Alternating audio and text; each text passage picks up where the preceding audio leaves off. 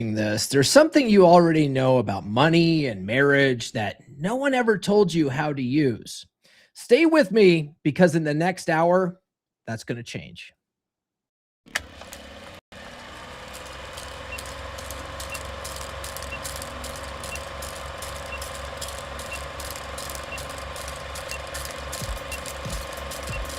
We're going live, baby. We'll do it live. You're listening to the premier podcast for men who want to not only be better with women, but want to be better men in general. This is the Come On Man podcast. And here's your host, Paul Bauer. Paul Bauer. Paul Bauer. Paul Bauer. Paul Bauer. Paul Bauer. Paul Bauer. He is a certified master life coach and NLP practitioner. It's true. It's damn true. Happy Monday, guys. If you're new to the channel, my name is Paul Bauer, and I help men level up and get better with women. And the funny thing about doing that is it tends to make us better men in all areas of our lives. Now, stop what you're doing for a second and think about this. You already know that when a relationship ends, the guy who wasn't paying attention loses the most. You've seen it. You've probably watched it happen to someone you know. And right now, you're here, which means some part of you already decided that matters. So here's what we're going to get into today. We're talking about the one area most men don't think about until it's already too late: the legal and financial side of protecting yourself, Cook Islands trusts, prenups, custody documentation, false allegations, how to stay composed when the whole system is built against you. And by the time we're done, you're going to walk away with a blueprint most men never get because nobody sat them down and laid it out straight. So let's get into it. We are up to chapter 9 in my Keep Your Bish mini series. And chapter 9 is all about protecting yourself legally and financially. And it's important for men to have a strategy here, especially you guys who are in a new relationship and you're still Twitter-pated and you aren't thinking clearly. You're thinking with your, you know what I mean? We're not at the 8-minute mark. I can't say it, but you're thinking with your Johnson. You know what I mean? You're not thinking clearly about what certain implications could be or are, right? I'll give you an example of this because I've been through it. I've been through the ringer. I know exactly what's at stake. Okay. And I'll tell you this, and I love Nurse Chick, and we just celebrated our anniversary at WrestleMania a couple months ago, and we're going on 6 years. But a little while back, maybe I want to say maybe a year, maybe even 2 years ago, Nurse Chick starts hinting at things, as women do.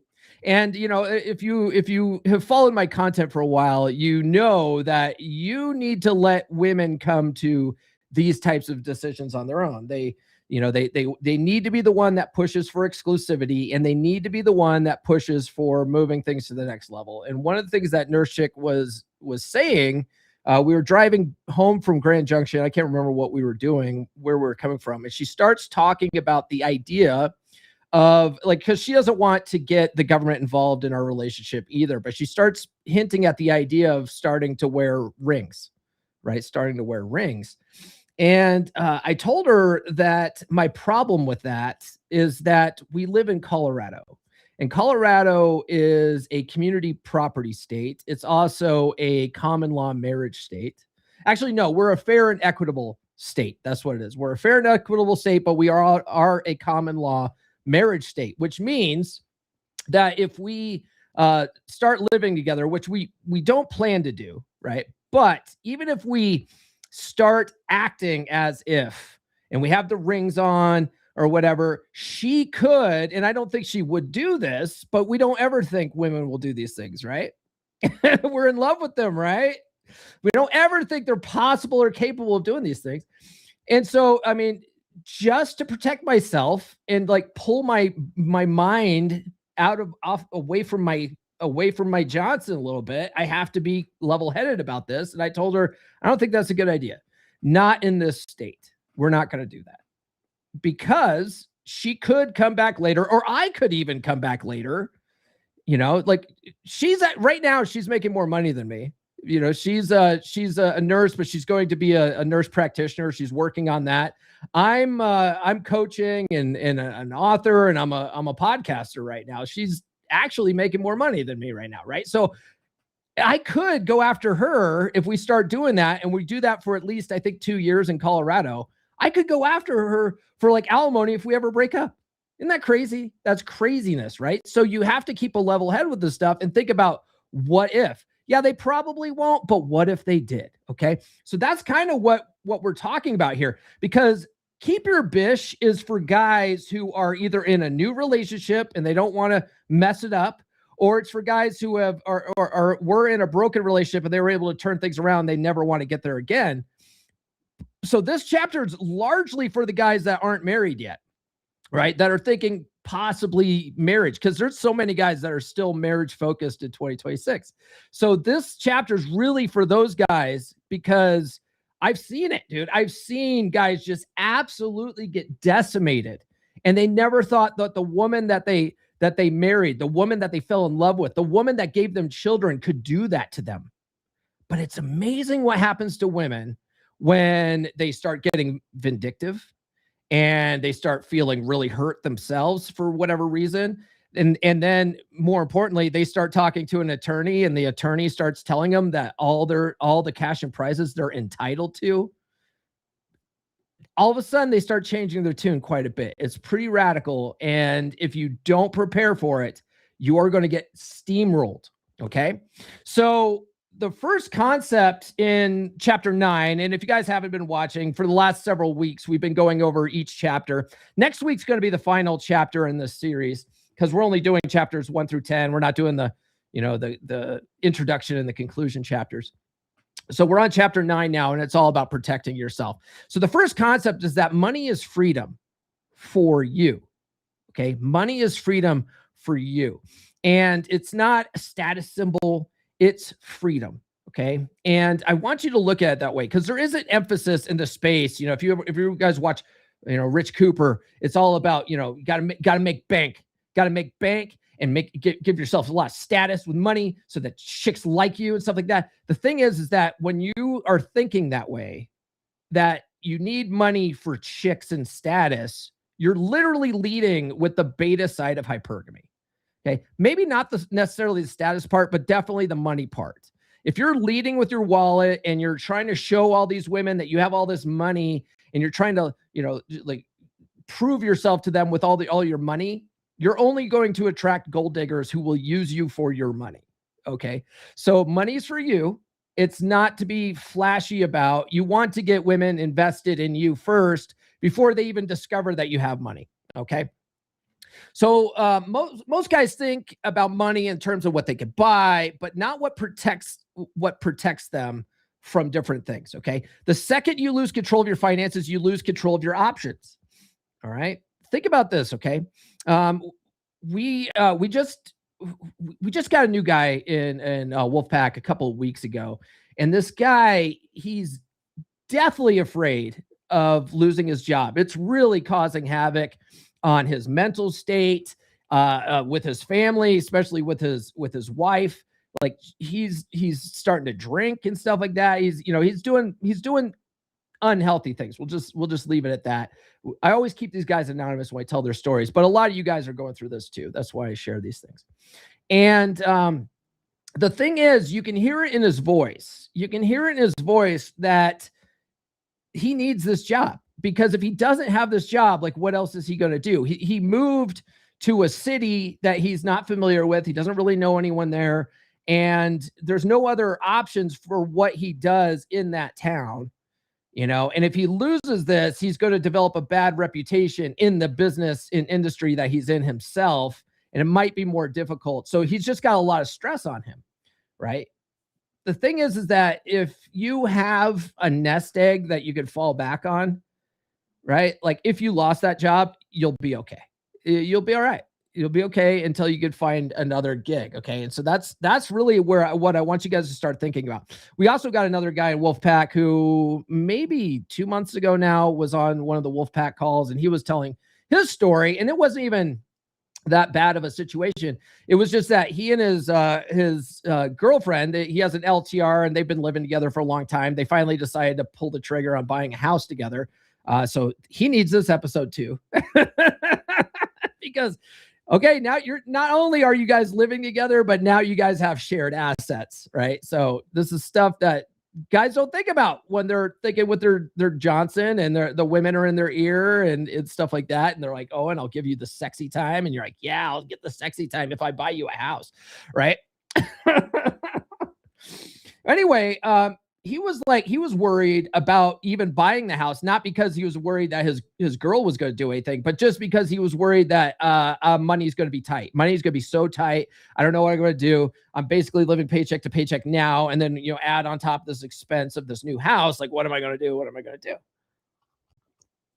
Right. And so what I told him was, I go, one, you probably should reread my chapter on how anyone could be rich from Everything I Wish I Knew When I Was 18, because it breaks down how to get to a place. Doesn't matter what your job is now. You can be working at McDonald's right now. Okay. You can get to a place where you are financially secure. You don't have to be a billionaire to be financially secure. Okay. You don't. All right. All you got to do is be smart with your money. And a book that came out in like the 1920s essentially breaks this down. It's called The Richest Man in Babylon. And the whole idea is pay yourself first, right? And this is what rich people do, pay yourself first. What does that mean? What does that mean? It means all the money, all the revenue that comes in, whatever it is, you got a job, maybe you got a side hustle, whatever, you get money that comes in, maybe you get a disability check. I don't know. Any money that comes into your bank account before you pay your bills, you subtract 10% of that and put that away. Simple as that. You will never miss it, ever. You will never miss it. Pay future self first. Okay. Put that in your emergency fund. And that's what we're talking about. Okay. Then pay your bills. But what do most people do? They pay their bills, and then whatever's left over, that's what they try to save. And the funny thing is, with that mentality, you never end up saving anything. Nothing's ever left over. Like, there's never anything left, right? But if you just take that 10%, it might be a couple $100. Okay. It might be $50. I don't know. Like, what my daughter, for instance, I got my daughter in this habit. As soon as she got a job, I was like, you need to start doing this. This needs to be a habit that you develop. Every time you get paid, you put, 10 up to 20% if you can afford it, but 10% bare minimum away. And then pay your bills, take care of yourself, or whatever's left over after that. That's where, you get your groceries and stuff like that, but create a budget for yourself. But 10% goes to you first, goes to future you first, always. Okay. If you do that while you have a job, eventually, and time will fly. You won't ever miss that money. Next thing you know, you're going to have tens of thousands of dollars in that account. Okay. And then if you lose your job, you're like, oh, I'm fine. I'm fine. I don't have to scramble. I don't have to, oh my God, I got to find a job within 2 weeks, or the whole family's, we're going to lose our house and all this stuff, because that all just puts a lot of pressure on you. Okay. You want to develop this habit so that you have a nest egg, so that when bad things happen, it's no big deal. Okay. The funny thing is, when you're prepared for this stuff, nothing's ever really an emergency. Okay. So when you can't afford to walk away from a bad situation, you don't actually have a choice. You can't, you're basically a slave to that situation, right? A lot of you guys didn't do all the stuff that we're going to talk about today, prenups, put your assets in trusts and stuff like that. So you're afraid to leave your marriage, even though it's toxic as hell, because you know that she's going to just absolutely grape you in divorce court, and you're basically a slave to her now. Okay. Well, the same thing happens with your job. If you don't have this nest egg, you are a slave to your employer. Okay. And he calls the shots. He's got all the leverage on you. You got nothing. Okay. But if you have this nest egg, you have leverage. You can just leave. You can be like, you know what? I don't need this. I don't need this job, bro. Okay. I'm not doing this. So if either we don't do this, or I'm walking. And you can do that with this type when you have a nest egg like this. It's called FU money. Okay. So this can actually change your relationship to a hostage situation with a mortgage if you don't have this type of thing. Now, the thing is, and we're going to get into it, if you are married, that becomes a shared asset now, right? This becomes a shared asset unless you do some of the things we talk about later. All right. So even then, you might be screwed. Okay. This is why we don't get the government involved in our relationships. We'll talk about that here in a minute. Okay. But financial independence, I really want you guys to leave with this. Financial independence isn't about being rich. Okay. It's about never being cornered. You understand? Not being a slave to anybody. That's why this is important. Okay. By the way, guys, do be sure to like, subscribe, hit those notifications. I do have new episodes every Monday, Wednesday, and Friday, without fail, by the way. All right. So here's something to protect your assets. And a lot of this stuff, like I said, this is going to be for guys in new relationships. It's going to be hard to do this stuff if you're already in a marriage, because once you get married, anything after you sign that contract now becomes community property, basically. Okay. Like prenups only protect your assets that are going into the marriage. They don't protect anything that you've built while you're in the marriage. That's important. That's important to know. Okay. Now, a lot of young bucks go, well, why do I need a prenup? Why do I need all this stuff? I don't have anything right now. Because you will someday. You will someday. And that's when they get you. They don't come after you when you don't have anything. They come after you when you have something. Okay. Ask me how I know.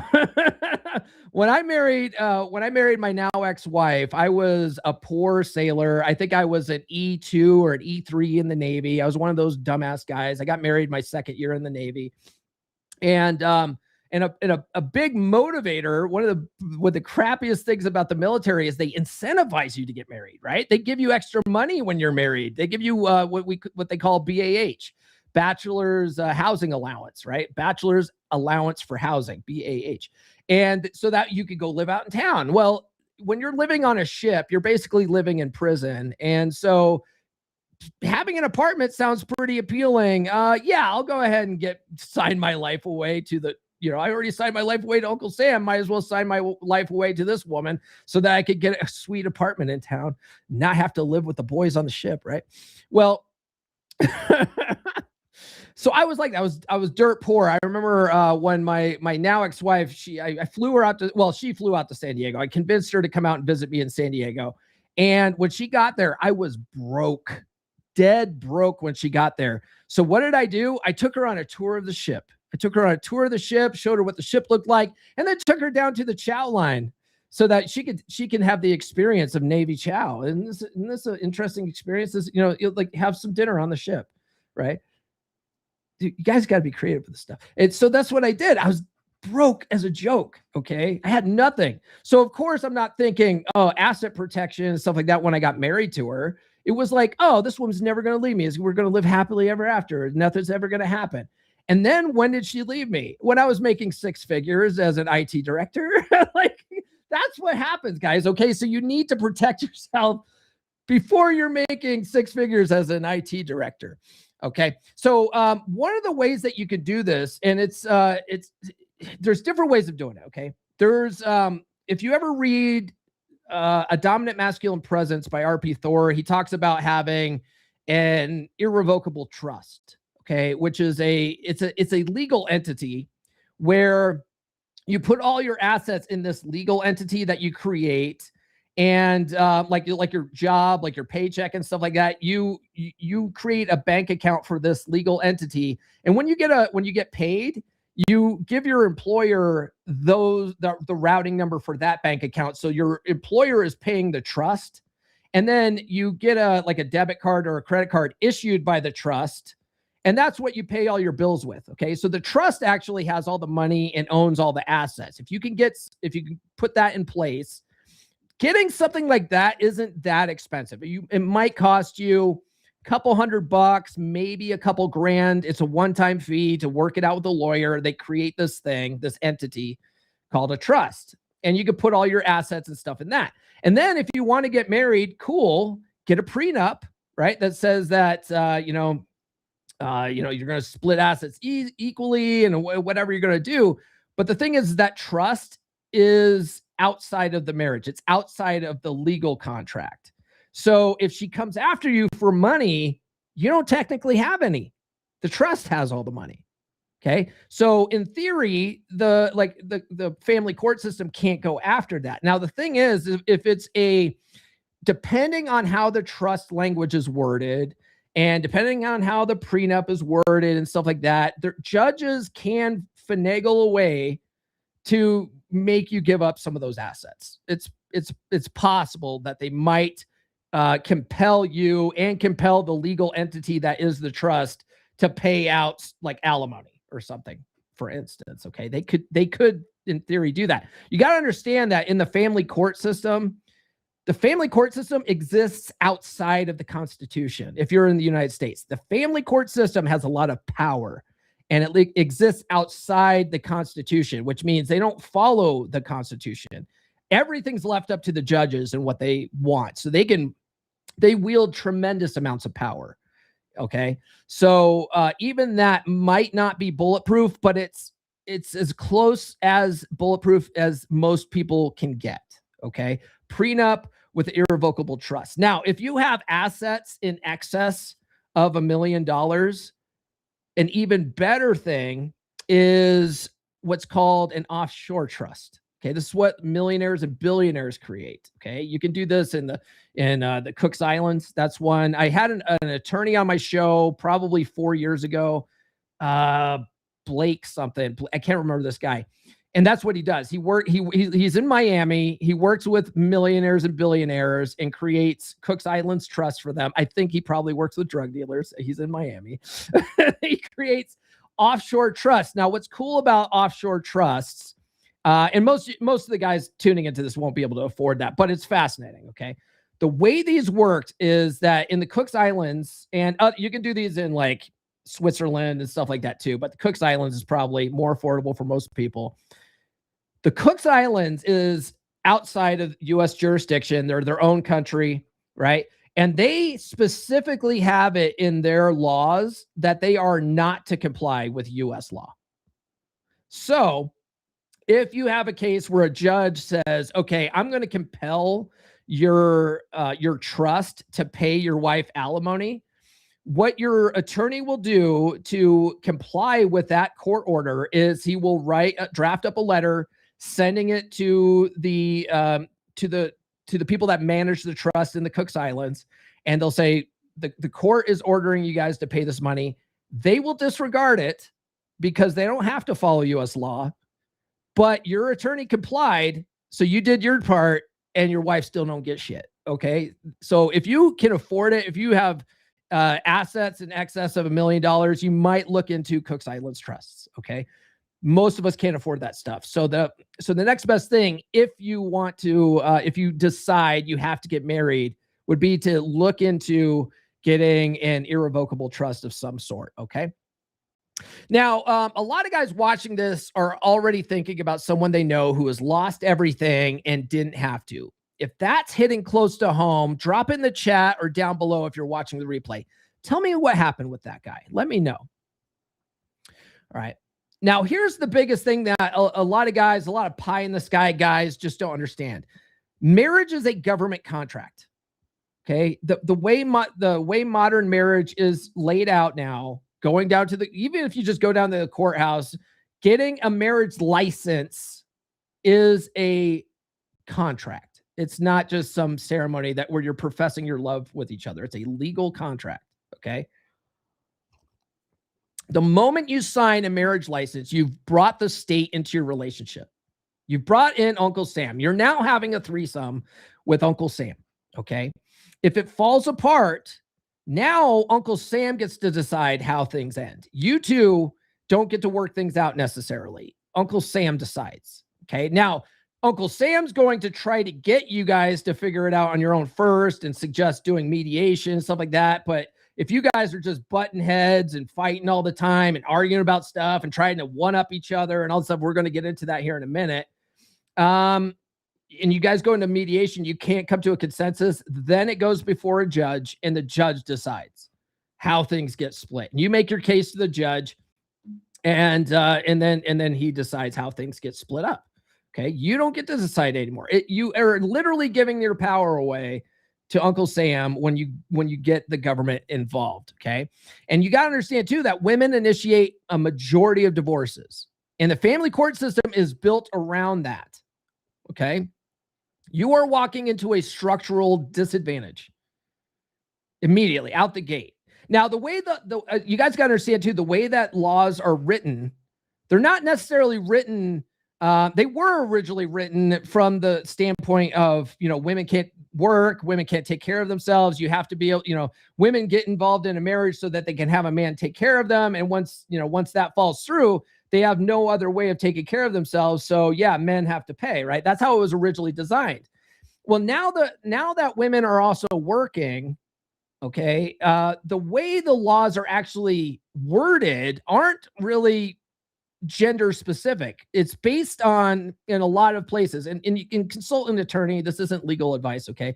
But in a lot of places, it's written by who makes the most money, right? And typically, because of women's hypergamous nature, they don't marry down most of the time. They marry up. So who's like 99% of the time, who's going to end up paying?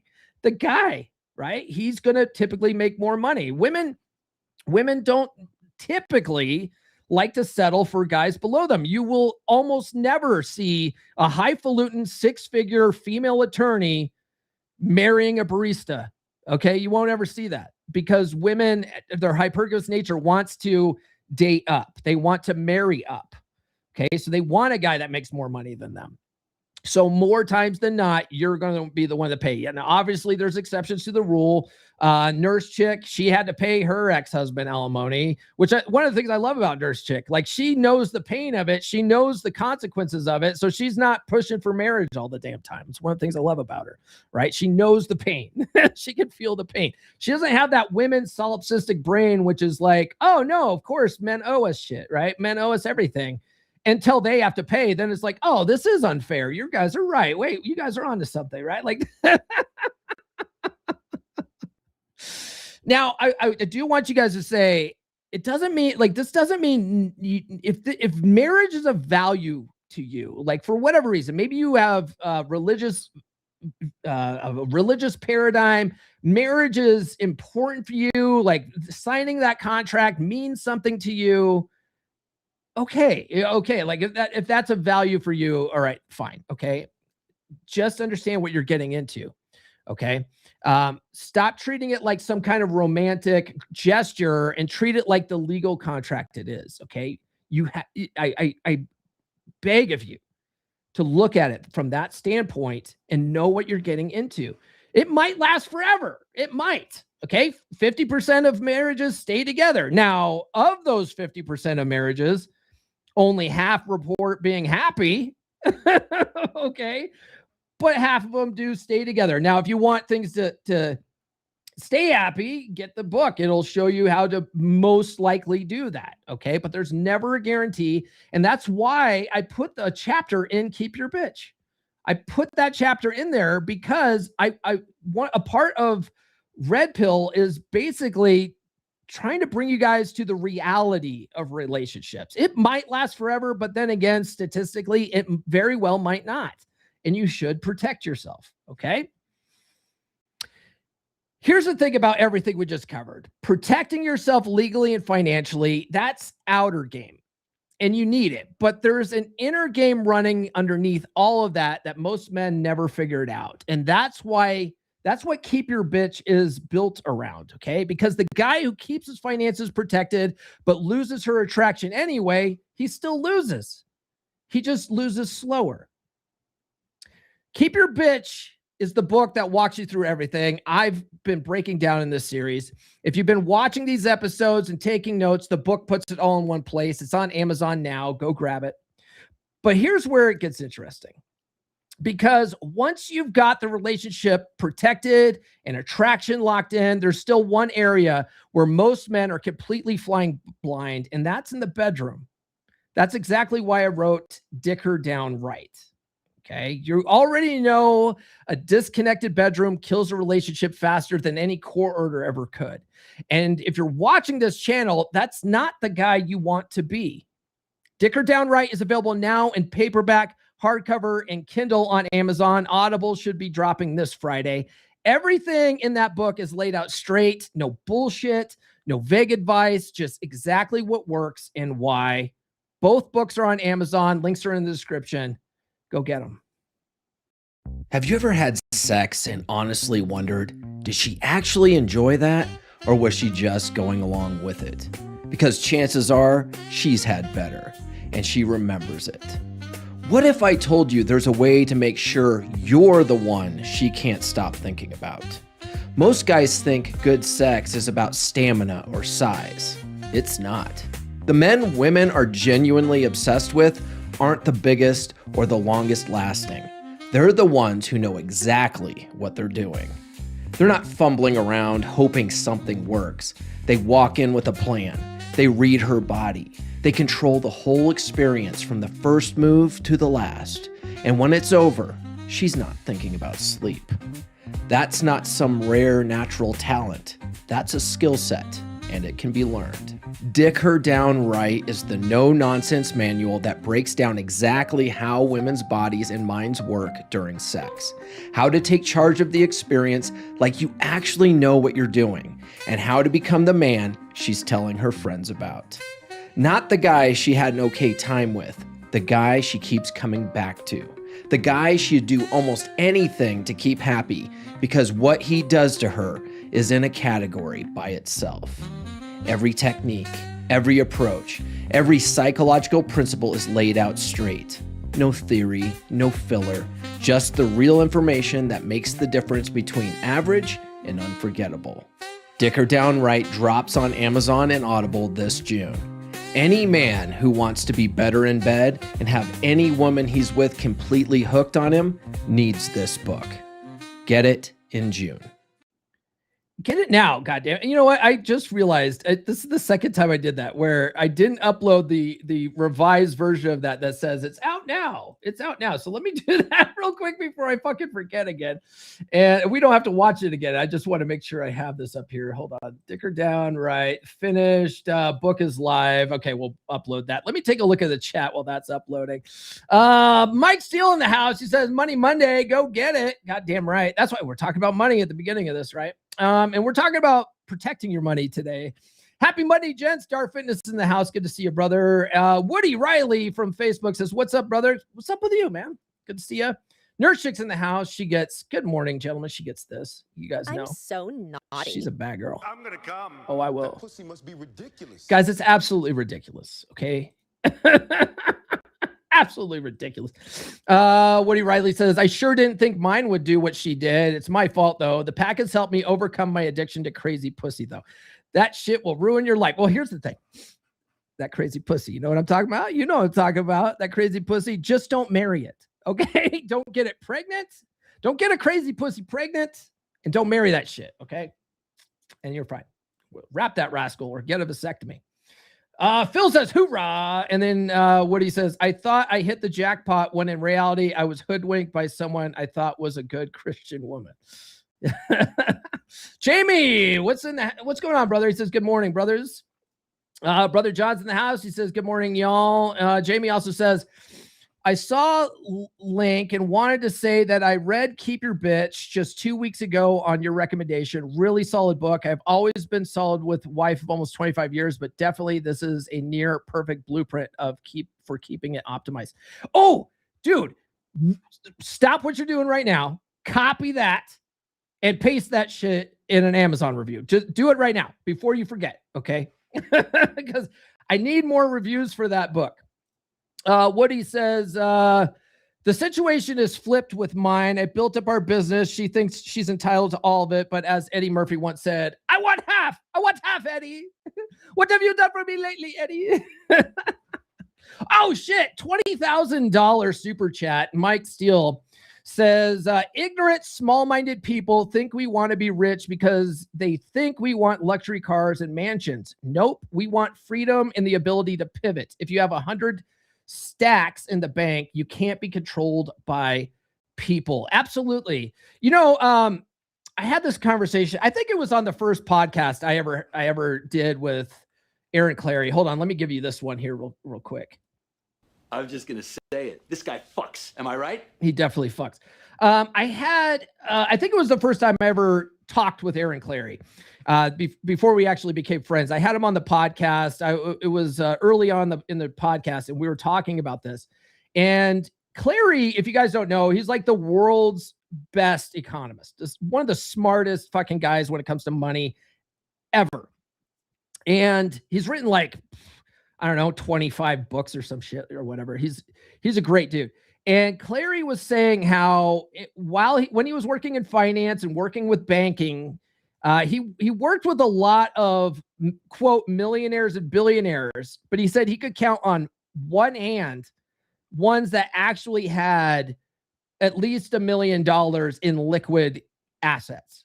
He's like, the rest of them were credit card rich. They were all just piled on in debt, and they looked rich. They had the fancy cars and all the fancy toys and the big ass house and stuff like that, but they were really debt poor.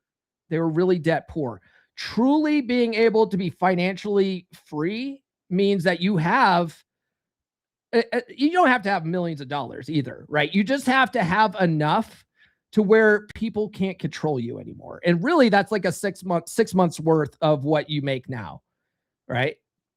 It's really not that hard to do. If you just take 10% out of every paycheck before you pay your bills, put that away, put it in something like an Acorns account. I recommend Acorns because I use Acorns.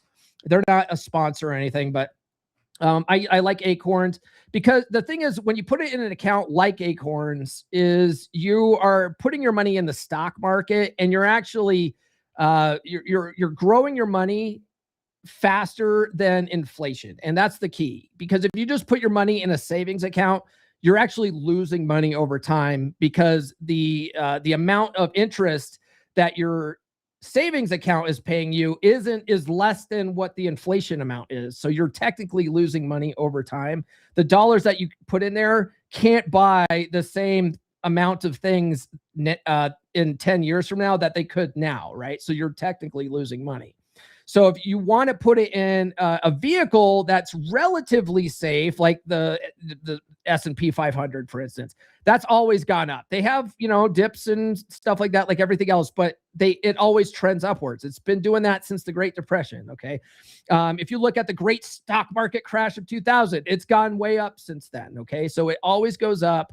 Put your money in something like that so it beats inflation. And you'll find that after couple years, like 2 or 3 years, you'll have plenty of money in there. And if you ever lose your job, all right, no big deal. That I had, if you guys want to understand like just how this looks in real life, I had 4 years of emergency fund savings set up in various vehicles. I got to the point, and because I live pretty minimalistically, so I was making great money as an IT director. But I don't go out and buy fancy cars and shit like that, right? Like I have a truck. I bought it in cash. Okay. The rest, I had that I socked money away, and I was buying gold. I was buying silver. I was buying Bitcoin. I was putting money in Acorns. I have a 401k. I have an IRA. I was putting money in a thing called Fundrise, which is a sort of a crowdsourcing fund for people that want to do real estate projects. And so as like you're funding these real estate projects, you get paid back in dividends from people paying back the loan and stuff like that. So I had money in all these places. I have 4 years worth of savings that I could fall back on. So when I got laid off last year, I was like, perfect. I've been wanting to make the podcast and authoring and coaching my full-time business for the last 5 years. Sweet. Thank you for this opportunity. And that's what I've been doing ever since. We're coming up on a year now. I haven't had to go and find a 9-to-5 because I'm fine. Now also the business has been growing since then. And so, I'm covered by a lot of the business revenue and stuff like that, but I still have my emergency fund. The funny thing is that I went and looked at it yesterday, and the money's still there. Like even when I've drawn money out of it, it's grown because it's sitting in the stock market, just collecting dividends and stuff like that. And so it grew back to where it was. It's like I take take an apple off the tree, it grows another fucking apple. It's pretty fucking amazing. Okay. So that kind of freedom, you can't, like, it just takes a little bit of effort. You will never miss that money. 10% of every paycheck, put it away. Look into Acorns. Like I said, and with Acorns, it's like you can set a minimum of depositing $5 a month in it just to keep the Acorns going. That's kind of the idea. But really, you want to put more into it than the $5 a month, because you're never going to really grow with that. But just take 10% of every paycheck. It'll grow pretty fucking fast. Okay. It'll grow pretty fucking fast. What else we got here? Scott Fogarty says, absolute truth, brother. We try to only spit truth on this podcast. Mike says, marriage has never been about love. It's asset management. Throws hands up in the air. We'll see. I guess the only way forward is to get with a rich widow. Hashtag sarcasm. And then Woody says, high yield savings account isn't bad if you find a good credit union. Yeah, but I would still look at the percentage. I would still look at the percentage of return that they're offering, because even then, I think it's still less than inflation. It's still less than inflation. It's higher yield compared to a regular savings account, maybe, but still less than inflation. So I would double check that, brother. This isn't financial advice. One quick thing here that I'll say, there's a concept in the chapter about prenups, and we've already sort of touched on it, so I won't beat a dead horse here. But a prenup isn't pessimism. It's due diligence, okay? And the reason why I say that is because you can look at content creators like Nyla Rose, for instance, right? I think that's her name, Nyla Rose. She's a Christian conservative, female. She goes on the Whatever podcast and argues against red pill guys all the time. And she's a big proponent of marriage and getting married. She's also a big anti-abortionist, whatever. Whatever. I don't care. But that's her thing. But I've seen her tweet about this, and I've seen her on podcasts saying how getting a prenup is setting your marriage up for failure. Right. And how she would never even entertain getting married if someone wanted her to sign a prenup and stuff, because she looks at it like you're setting the marriage up for failure. Incorrect. That's a bad way of looking at it. And if you are with a girl and she gets pissed at you for wanting to sign a prenup, I want you to think about something. I want you to think about something for a minute. If she truly loved you, she would sign the prenup, because she wants to be with you. She doesn't care about the money. Okay. And that actually protects you both, because you end up with a prenup no matter what. I don't know if you know this. If you two, while you're still in love with each other, can't sit down and figure out how you're going to divide things should things fall apart. Okay. While you're still in love, if you can't do that, guess who gets to do that later? Uncle Sam. Neither of you get a choice. It might not work out the way you want either. Woody here, in the chat on Facebook, he just went to mediation with his ex-wife. It fucking blew her out of the water with all the stuff, like the case that he was able to build against her and her family and all the fucked up shit she tried to do and her family tried to do, right? If they had sat down with a prenup, like, none of that would have been an issue. It would have been divvied up fine. It would have been okay, go your separate ways, no big deal type situation. But instead, people decide to let Uncle Sam decide, and it becomes a fucking battle. It becomes war. Okay. We're going to talk about it a little bit more, but if you guys are getting ready to go through a divorce, get Nathan Mannion's book, Divorce is War. Okay. It will really shed the light on what to expect and how to strategize through it, because it's fucking painful. Okay. So please, for the love of God, if you are thinking about getting married, prenup is a must. Now, guys will argue, well, in divorce, judges throw out prenups all the time. If you ever listen to James Sexton, who is like the world's best family court attorney, he's also, friends with Rollo Tomasi. He was on Rule Zero once when I was still on Rule Zero. He says that they don't. If you don't go to LegalZoom and just like try to cheap out on it, judges don't throw it out. The problem is that a lot of it is procedural. A lot of it, people put provisions in a prenup that's unenforceable.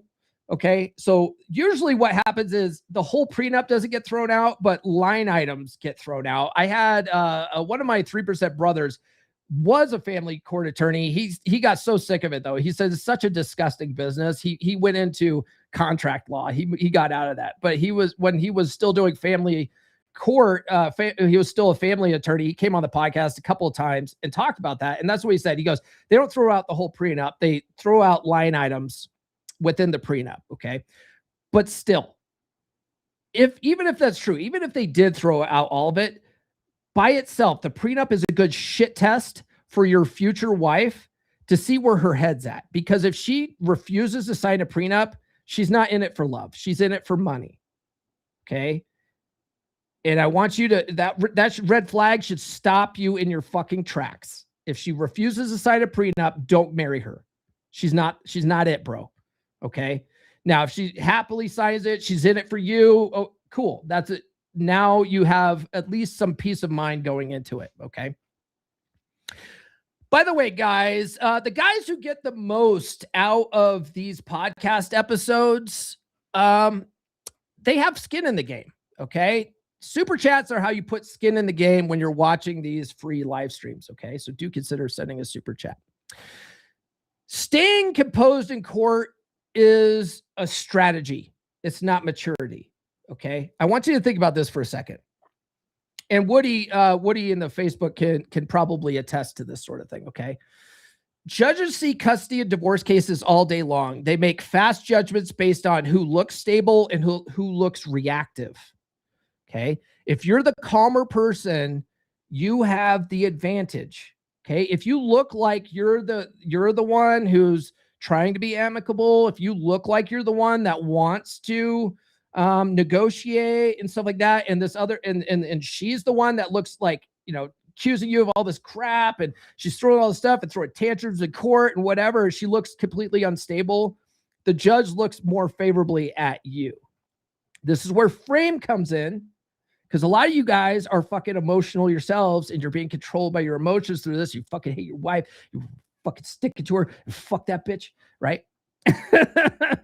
If you can just let that go for a minute and start thinking strategically, you'll have a lot less problems in divorce, okay? Every emotional outburst, every angry text, every social media rant is potential evidence against you. You feel me? Your ex's lawyers are watching all of it. Your ex is screenshotting all of it.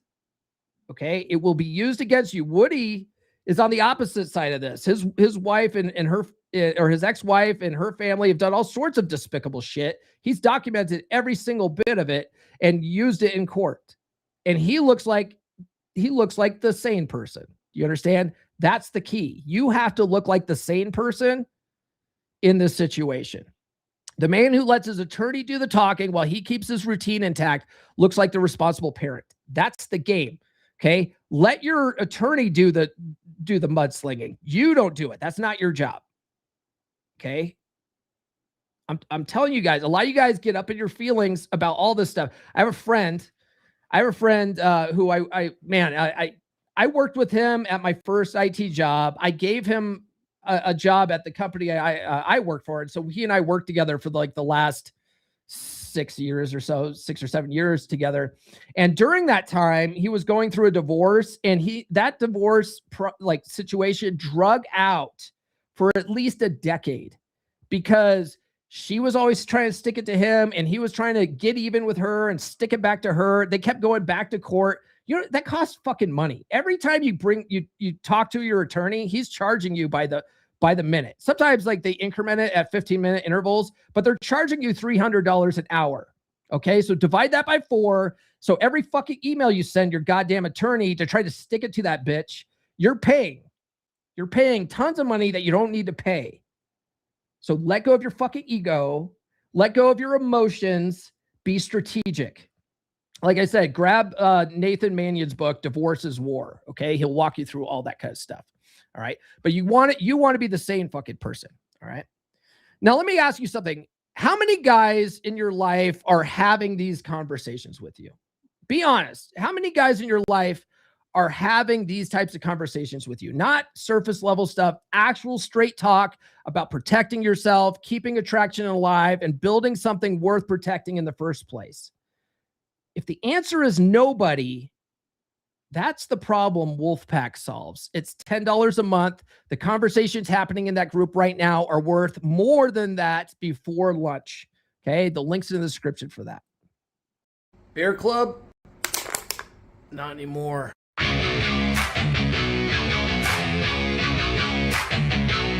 Wolfpack, you fix what's broken. You lead like a man again.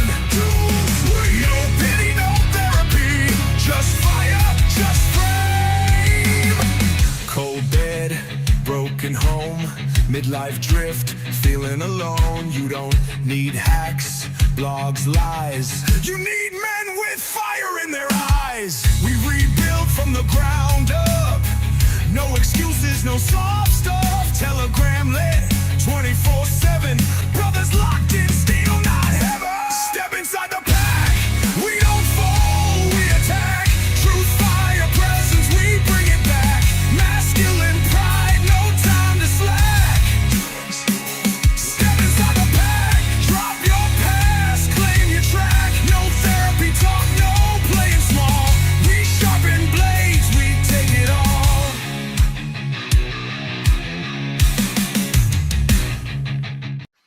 For the love of God, too sweet me for that one. You know what? Let me bring this up just so for a reminder. Go to wolf.comeonmanpod.com and join now, guys.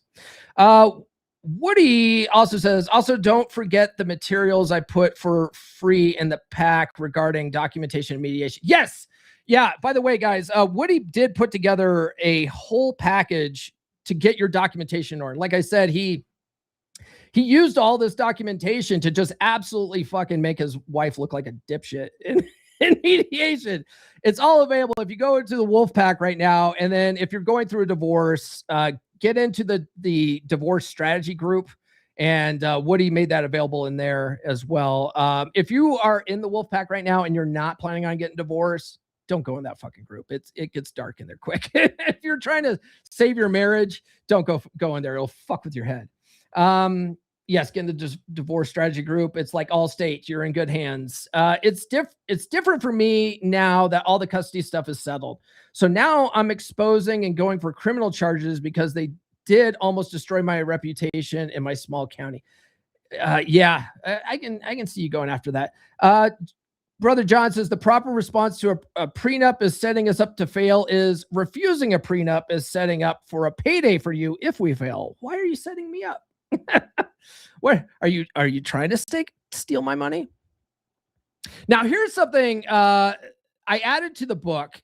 I'm not going to name names. I'm not going to name names here, but we did have a guy in Wolfpack who had recently just joined as I was writing the book and finishing up and getting it ready for publishing. And I had to add his story into the book because I was like, this is fucking wild, right? It's wild. But his family was doing a lot of dirty shit to him. And so he was still up in his feels about it. He was still feeling really hurt about it, as you know, as you would. And I remember at the time, and I mentioned this in the book, that he knew that his family had like an illegal septic set up set up for their house. And so he wanted to go after them by reporting a septic system that wasn't properly permitted or something like that, just to try to stick it to her family. And us in the pack were like, dude, stop. Just get out of your feels for a minute. Like trying to be vindictive and shit like that. It's really only going to come back to bite you if you're trying to do this vindictive type tit for tat shit. Okay. Stop that. Get through the process first before trying to do this. Otherwise, you end up just dragging each other back to court for years, decades, going through this shit, dragging each other back to court for what? When you could be living your life. It makes no sense. Oh, but it's the principle of it. They fucked me over. I'm going to fuck them back. Okay. Like, have you ever heard the expression that when, that the guy looking for revenge needs to dig 2 graves? You know, the whole thing is that the reason why you want to get all this stuff is because you have all this built up resentment and hate for them because of what they did to you. The thing is that all that built up hate and frustration and resentment for them, it's like drinking poison and hoping the other person dies. You're the only one that's feeling that. It's fucking up your physiology. It's probably messing with your health in ways you don't even know about. Okay. Holding on to all that shit and trying to get even with people all the time. Go back and watch Friday's episode. Go back and watch last Friday's episode, because you're essentially living in hell. Okay. Emotionally, you're living in hell right now because you're upset with the slight that you feel for those people. Okay. If you want to rise above it and move on with your life and actually live a more peaceful life, you got to raise up on the scale of consciousness to acceptance and move on with your life. Okay. Constantly going back after them in fucking court and trying to stick it to them, it's just going to keep you in hell longer. Okay. By the way, guys, follow me on social media. The links are in the description for that. Follow me on Substack, would you? My Substack articles are getting a lot of good responses. Okay. The last couple of concepts that we'll wrap up here. Custody is about your legacy, not necessarily winning a fight. Okay. A lot of guys go into custody battles wanting to beat their ex, and that you got to let that go. That's the wrong goal. The goal is to stay in your kids' lives in a meaningful way. Okay. And I want you to take yourself out of the situation for a minute, because a lot of men and women do this shit. Men and women do this. And if you're not doing it, maybe your parents are doing it. I know, because my parents fucking still do this shit. Love my parents. Love my parents. They have some toxic traits. Okay. But what a lot of parents end up doing, women are really bad about this, is they alienate their kids from the other person, right? So when the kids are over at mom's house, she says these slight little innuendos that makes it sound like your dad's an idiot, your dad's stupid, your dad doesn't love you, like all this kind of stuff, right? They try to keep their kids from their dad, right? Or the dad does the same thing. He's like, your mom's an idiot, your mom's stupid, your mom, whatever. And they talk shit about each other in front of the kids. That seeps into your kids' paradigms. It fucks them up later. Okay. You can't do that. You have to understand that no matter what's going on between you and your ex-wife, it's not your kid's problem. Your kids still love you and they still love their mom. Respect that. Okay. You might fucking hate her guts and think she's the world's biggest piece of shit. Okay. But your kids still love her. And she might even actually still be a pretty good mom for them. You got to let that go for your kids' sake. Let it go. Okay. Now, like I said, I don't talk smack about my ex-wife to my kids, but it is always a subject that comes up at my parents' house. My mom and dad still to this day are fucking hate my ex-wife, and they bring her up constantly. And I told my dad maybe a year or two ago, I was like, Dad, for crying out loud, it's been a decade. I've let it go. I've moved on. I suggest you do it too. Because they're just holding on to resentment. It's just hurting them. Like I'm amicable with my ex-wife. Like we get along okay.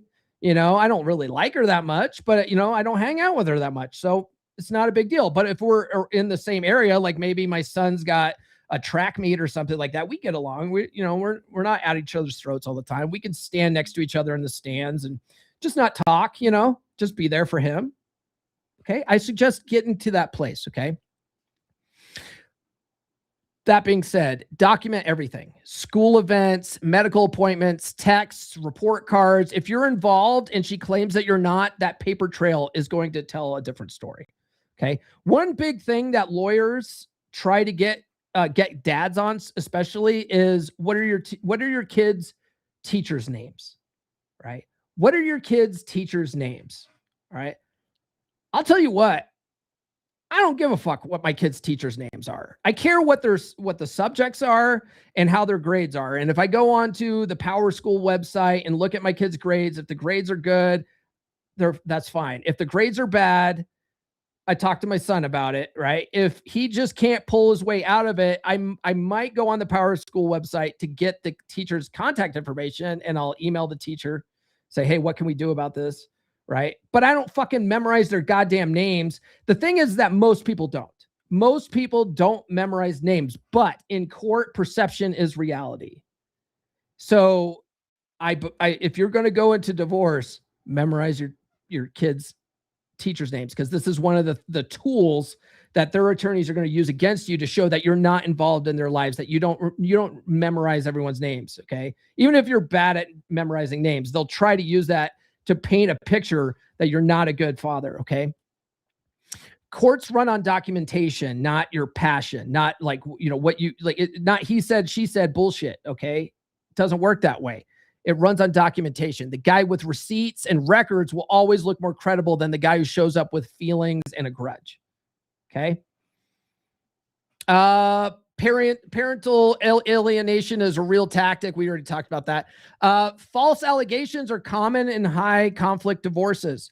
So this isn't something men like to talk about, but fabricated abuse and harassment accusations are a real tactic in custody battles. It's leverage, right? They will accuse you of something to use as leverage. It happened to one of the brothers in Wolfpack. Don't want to name names. His wife did accuse him of abuse or whatever.